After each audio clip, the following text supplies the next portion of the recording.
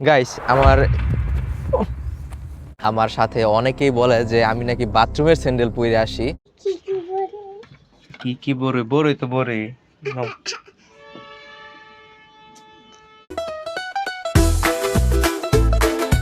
আসসালামু আলাইকুম, সবাইকে কেমন আছো? নতুন আরেকটি ভিডিওতে তোমাদের সবাইকে স্বাগতম। সকাল সকাল বেরিয়ে আসলাম আর নদীর পাড়ে, আর এখানে অনেকগুলো ক্ষেত আছে। আর দেখো আমি ঘাসের উপর দিয়ে হাঁটতেছি, তো আমার পায়ের মধ্যে একদম ঘাসের বিচি। মনে হইতেছে যে বাড়িতে গিয়ে যদি এগুলো লাগাই তাহলে একবারে বাড়ি ঘর ঘাস দিয়ে ভরে যাবো। আগে যখন আমগো গরু ছিল তখন আমি চিন্তা করতাম যে আঙ্গ কলের পাড়ের মধ্যে যে মাটিগুলো আছে, মানে অল্প একটা জায়গা, আমি যদি এখানে ঘাস লাগাই তাইলে মনে হয় মানে অনেক ঘাস হইব, তখন আর দূরে কোথাও যাওয়া লাগবো না ঘাসের লাইগা। তো ওইখান থেকে আমি ঘাস কেটে কেটে গরুরে খাওয়াইতাম। কিন্তু তখন আমার ঘাস কাটতে এতটুকু আইলছামি লাগতো, মানে কি কমু, আমার যদি আব্বাই কইতো যে তুই গিয়ে ঘাস কেটে লই আয়, আমি মাথাত বাড়ি পড়তো যে আমি যাইতাম না। মানে আমার অনেক কাইল লাগতো, অনেক আইলছা লাগতো, এত আইলছা ছিলাম। আর এখন আমার আশেপাশে এত পরিমাণে ঘাস জন্মায়, যা কারণ আমগো এদিকে আমগো এলাকার বেশিরভাগ এখন গরুপালা ছাইড়া দিছে। তো এত এত ঘাস দেখে আগে স্মৃতিগুলো মনে পড়ে যে কি করলাম তখন। তখন যদি গরুটা মানে পালতাম এখনো, তাহলে কিন্তু এখন অনেক ঘাস দেখলে মনে হয় যে আধা ঘন্টার ভিতরে একবারে বস্তা ভরে যাব। সো আমি হাঁটতে হাঁটতে নদীর পাড় আসলাম, তোমাদেরকে দেখাই এইখানে একটি জাহাজ, যা আমি আগে পরে কখনোই দেখি নাই। আমাদের এদিকে মালবাহী জাহাজ অনেক দেখা যায়, কিন্তু মানে এগুলো গ্যাস নাকি তেলের আমি ঠিক বলতে পারি না। তো দেখো সামনে এরকম জাহাজ আরো দুইটা আছে, আর আমার সামনে এখানে একটা। আজকে নদীতে অনেক বাটা, দেখো পানি নিচে নেমে গেছে, পানি এই পর্যন্ত থাকে সব সময়। আর দেখো, আর এদিক দিয়েও ঘাস আছে, তার মানে এইদিকে পানি উঠে নাই। সামনে বর্ষাকাল, পানি একবারে ওই যে ওইখানে একটা পিলার দেখতে পাচ্ছ, ওই পর্যন্ত চলে যায়। ও সূর্য উঠতেছে, বলতেই পারি নাই এতক্ষণে সূর্য উঠে গেছে। আবহাওয়াটা অনেক ঠান্ডা, খুব ভালো লাগতেছে।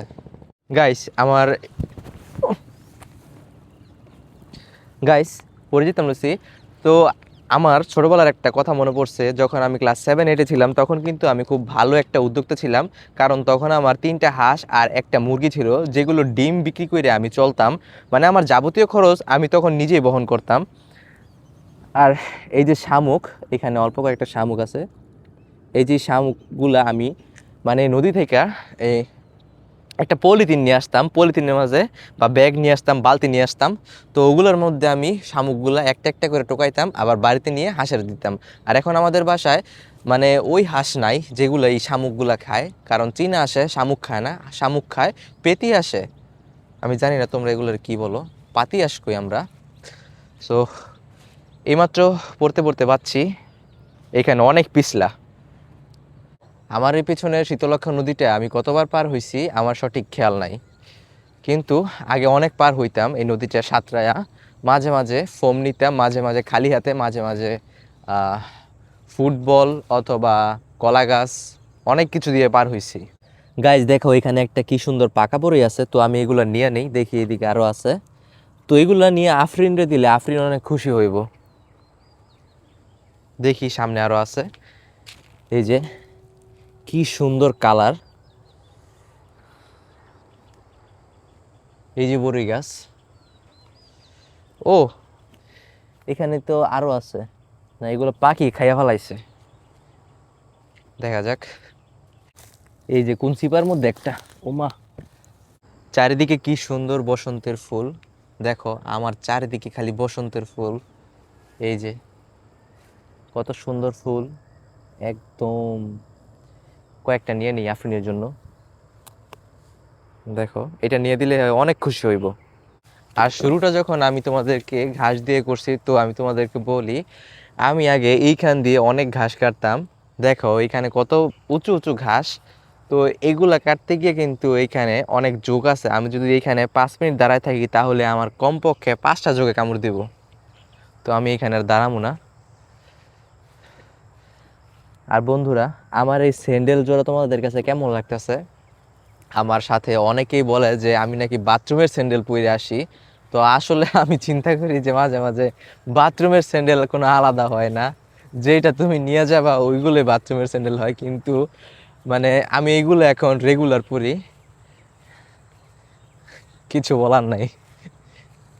সো আমি এখন গুটি গুটি পায়ে বাড়িতে চলে যাচ্ছি, আর আমার বাড়িতে নিশ্চয়ই সবাই এখন ঘুমায়, কারণ সেহরি করে নামাজ পড়ে সবাই একটু ক্লান্তি অনুভব করে। আর রমজান মাসে তো সকাল সকাল রান্নার কোনো জয় ঝামেলা থাকে না। আর যারা আছে যেমন আফরিন, মাইশা, তো ওরা তো যদি রোজা না রাখে, আফরিন তো একবারে রোজা রাখতে পারবো না, আর মাইশা রাখছিল, তো ওরা রোজা না রাখলেও ভ্যান রাইতের কিছু খাবার দাবার সকালের নাস্তা হয়ে যায়। তারপরে দুপুরের জন্য যদি ওদের জন্য কিছু রান্না করে, তো ওইটার আলাদা হিসাব। 3 days later. বিশ্বাস করবেন নাকি জানি না, আমি এতক্ষণ এইখানে পুইরা ঘুমাইছি।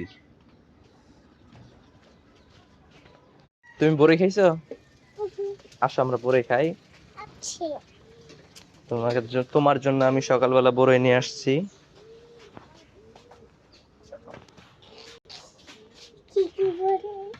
কি কি বড়ই? বড়ই তো বড়ই। নাও।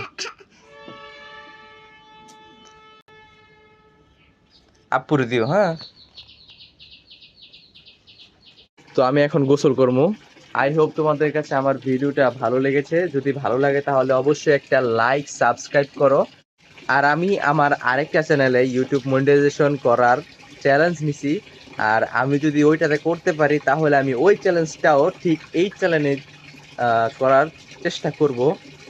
দেখবো আসলে কার্যকর হয় কি না, কারণ আমার এইখানে তো অনেক অনেক ভিডিও, তারপরও হচ্ছে 327 জন সাবস্ক্রাইবার, আর আমি ওই চ্যানেলে মাত্র 2টা ভিডিওতে 30 জন সাবস্ক্রাইবার গেইন করতে পারছি। তো আমি চ্যানেলের লিঙ্ক দিয়ে দিছি, তো তোমরা চাইলে দেখতে পারো।